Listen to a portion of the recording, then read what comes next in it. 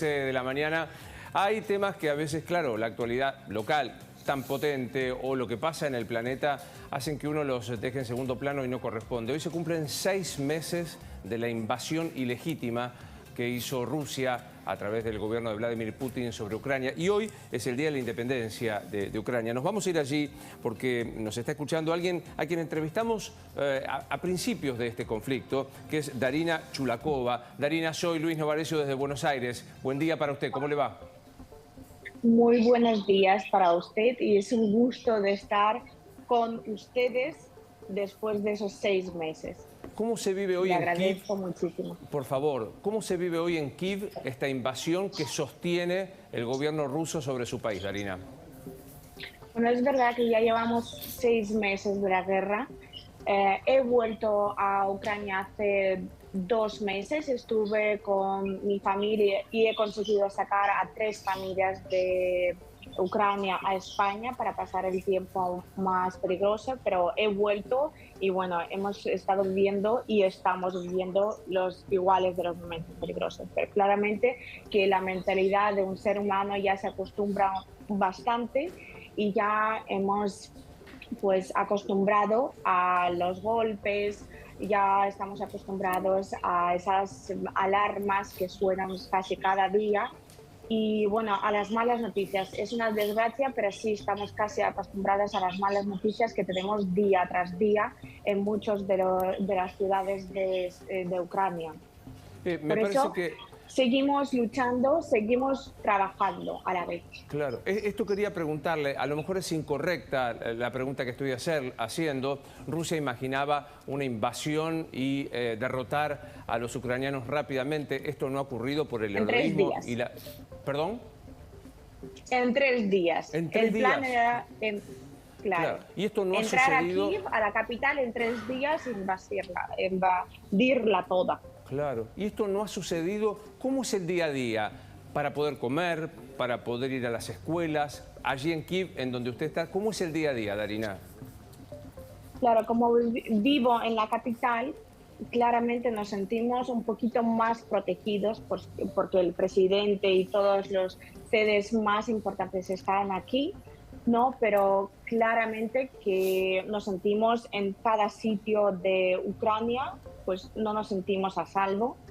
Pero sí lo que entendemos que necesitamos trabajar para ayudar a la economía de Ucrania en general, para poder seguir donando a nuestro ejército, lo que hace todo el mundo ahora mismo. Y yo estoy muy orgullosa por el pueblo de Argentina, bueno, de toda América Latina, de Europa, que nos están apoyando muchísimo para nuestro ejército, para que nosotros podamos seguir luchando, porque de verdad eso siempre depende bueno, del dinero al final, Claro. del dinero de las fuerzas de nuestro ejército, porque claramente que necesitan ayuda siempre, diariamente. Y bueno, hemos aprendido a trabajar a la vez de estar debajo de las bombas, a trabajar estando siempre con las alarmas de emergencia, a trabajar, a seguir viviendo, a obligarnos a sonreír en esos tiempos tan difíciles, en obligarnos de pintar los labios, de ponerse los tacones, bueno, eso se trata a las mujeres, de seguir viviendo, pero sabiendo que estamos viviendo una situación muy difícil. Claro. Pero esto que le preguntaba, por ejemplo, ¿hay clases para los chicos en las escuelas?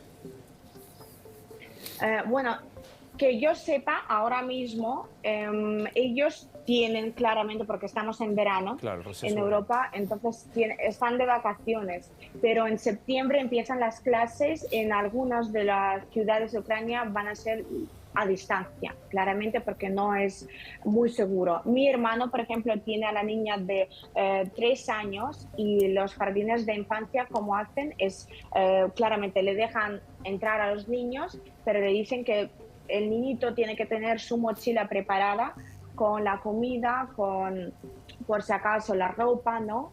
Y las cuidadoras, si hay emergencia, pues le llevan al sótano. Claro. ¿Y O sea, cómo? siempre, niños siempre tienen que estar vestidos, ni Claro. siquiera pueden dormir Dios mío. normalmente, siempre tienen que estar atentos.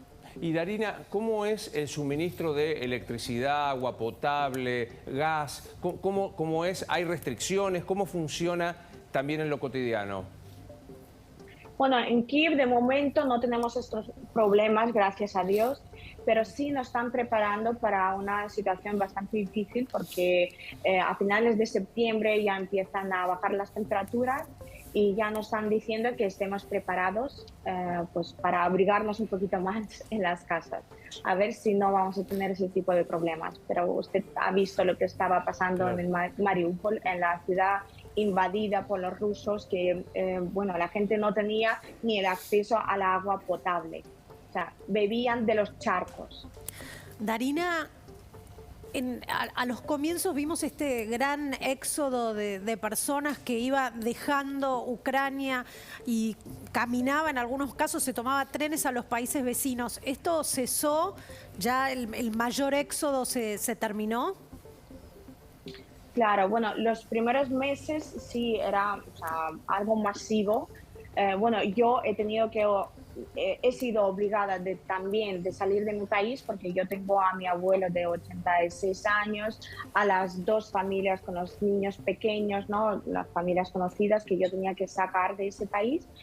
Pero claramente que ahora hay gente que vuelve, ¿no? Los que entienden que no pueden vivir en otra casa, que no han encontrado pues trabajo en Europa, pero sí hay casos cuando claramente que una persona no se puede sentirse en casa si no está en su casa.